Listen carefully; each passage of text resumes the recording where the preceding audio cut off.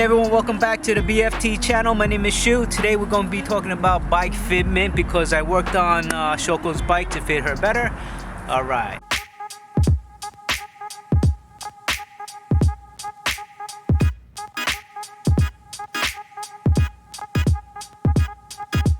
I just started a 2-week vacation, so I decided to play around with the Bromptons a little and get the fitment dialed in a little bit better.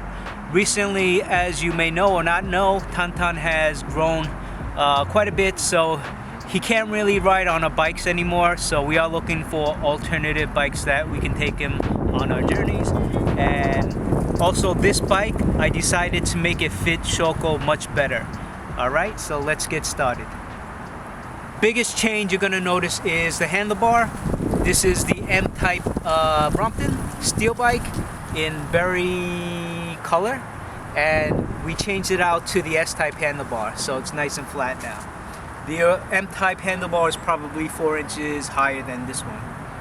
When you're making a switch like this, the stem size is not the same as an S-type, and it's actually about 1 inch or so shorter than the S-type. This worked out great because Shoko is shorter than me, and this is the ideal height for her size. Alright? Simply putting on the handlebar doesn't work. You're gonna have to change out the cables or trim them and make them shorter. It is a lengthy process, but it's not hard to do. You just have to have basic bike mechanical skills, and you should be able to perform this in maybe about an hour and a half.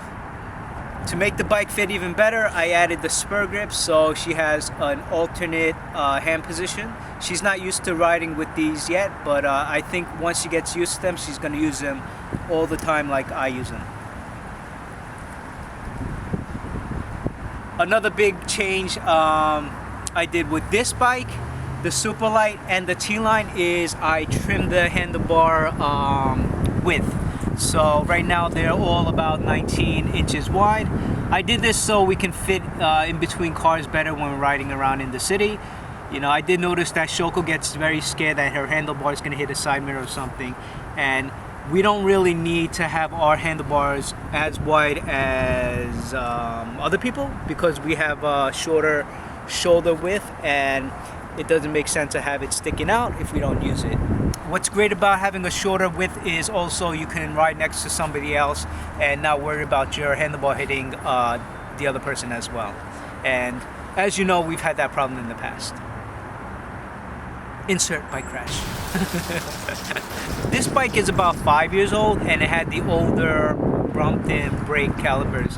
So I had the spare T-line brakes, so I put those on since they had the titanium bolts that I put onto them. So they're a little bit lighter, and now they're a little bit updated. They look the same, but they look much shinier. That's why I like to keep my parts, original parts, because I can always use them as backup parts or parts on other bikes just in case I need to use them. And one more change that I might do to this bike is get a shorter crank arm, but I'm holding off on that because I have another big upgrade coming, and it might not be compatible, you know, with the crank arm. So I'm going to wait for that big upgrade to come and then see if it'll work with the new crank arms. Alright, so if you want to see that upgrade, please like, share, and subscribe, and we'll hopefully have it maybe in a few months. Alright, I'll see you guys next time.